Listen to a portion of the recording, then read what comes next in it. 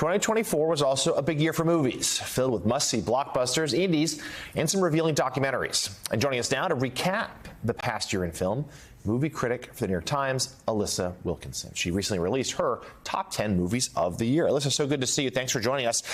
Let's start right there with just some of your big picture thoughts on the year, in movies. Are people fully returning to the theaters now post-pandemic? We're getting to numbers that match last year's numbers, so it's nothing like pre-pandemic. But one thing we have to remember is that there was this huge streaming boom right as the pandemic started, and so the streamers have kind of grabbed some of that, that airspace.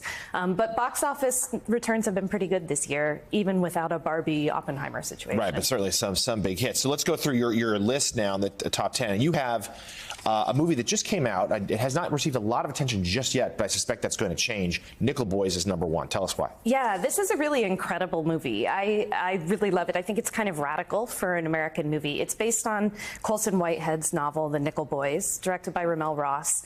And it's about a young boy who is taken to a reform school. And then it's also about him later in his life kind of grappling with what happened. But it's an interesting movie because while the novel is in third person, so it's kind of omniscient, this one is in POV. So you're actually seeing what the characters are seeing during the movie, and that helps you to connect to the movie in a different way than we typically think of when we watch this kind of movie. Tell us about a couple others on your list here that seem like smaller films that made it, Eno, Anora, and the rest. Yeah, well, one of them is Union. So Union is a documentary that I think is really relevant right now. It's about the unionization effort at the Amazon warehouses in Staten Island over the past few years. And it's the filmmakers kind of spent a lot of time with the organizers and the workers there kind of on the inside, seeing what goes into this effort, seeing them kind of work with what is the biggest corporation you can possibly imagine.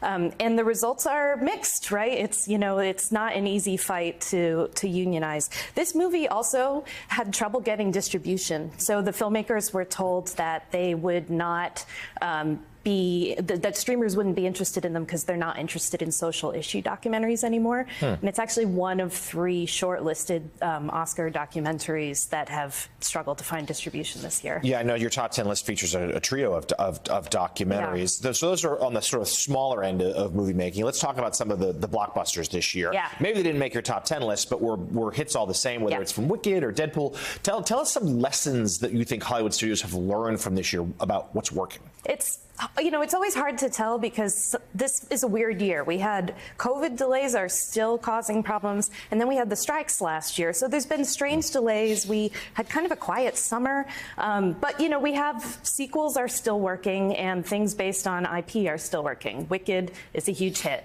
Deadpool was a huge hit. The biggest movie of the year right now is still Inside Out 2, which of course is a sequel of its own. So that's one lesson that I think the studios are always going to be taking.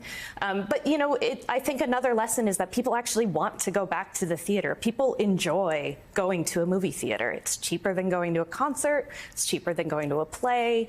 It's an event that you can partake in and have fun with your friends or your family.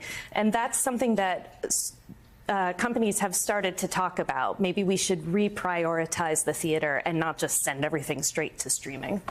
Alyssa, what strikes me when I see your list, starting with Nickel Boys, are you seeing in this kind of polarized 2024, the election and all, are you seeing people gravitate away from message kind of movies? Because Nickel Boys had segregation in it and all. Sure. Are you seeing people saying, I just want to be entertained, I don't want to think about, or are you seeing people saying, no, I want to see the illumination of things that I think should be discussed? It's a funny question to think about because Wicked is one of the biggest movies of the year by far. And if you watch that movie, it is just about fascism. That's what it's about. Right. It's not even subtle about it, right? So I think people are looking to be entertained, but there's a lot of space for filmmakers who want to combine the entertainment with the message and sort of slip it in sideways, which is something that art has always been really good at doing.